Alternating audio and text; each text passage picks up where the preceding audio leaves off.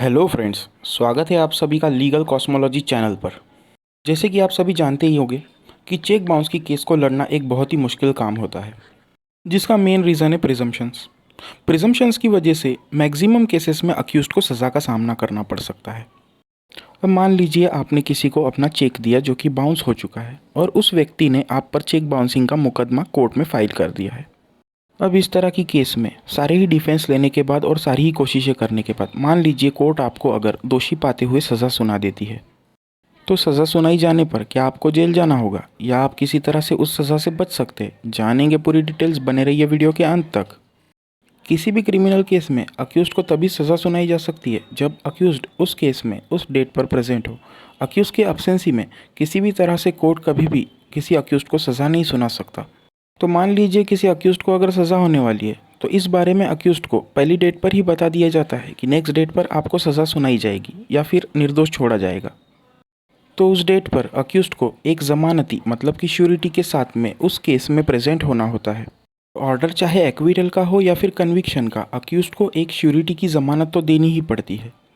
अब इस तरह की केस में अगर कोर्ट अक्यूज्ड को एक्विटल का ऑर्डर कर देती है तब तो वेल एंड गुड है, लेकिन अगर कोर्ट उस अक्यूज्ड को सज़ा सुना देती है मतलब कि कन्विक्शन का ऑर्डर कर देती है, तब सज़ा से बचने के लिए क्या करना होगा ये हम अपनी वीडियो में आगे जानेंगे। कन्विक्शन का ऑर्डर होने पर अक्यूज्ड को ज़मानत के कागजात के साथ ही एक एप्लीकेशन कोर्ट में फाइल करना होता है।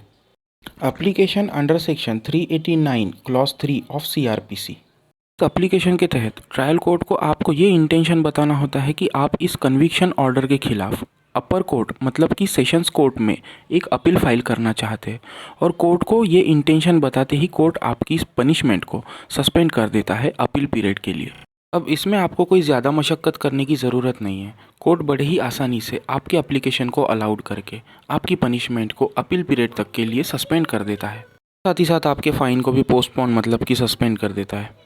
इसके बाद आपको 60 दिनों के भीतर ही सेशंस कोर्ट में एक अपील फाइल करनी होगी, जिसमें आपको एक ज़मानती की ज़मानत भी देनी होगी और साथ ही साथ एक एप्लीकेशन भी फाइल करना होगा।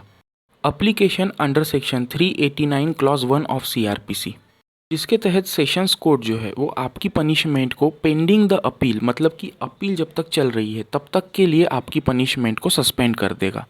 अब यहाँ पर ध्यान में रखने वाली बात यह है कि आपको अपील को तभी एंड तक फाइट करना है जब आप 100% श्योर है कि आप इस केस में अपील में 100% जीत जाओगे। क्योंकि सेशन कोर्ट में सज़ा होने पर आपको हाई कोर्ट में अपील करने की तो चांस है, लेकिन वहाँ से जेल ज़रूर जाना होगा। वहाँ पर आपको अपनी पनिशमेंट को सस्पेंड करवा कर हाई कोर्ट में अपील करने का चांस बिल्कुल नहीं मिलने वाला।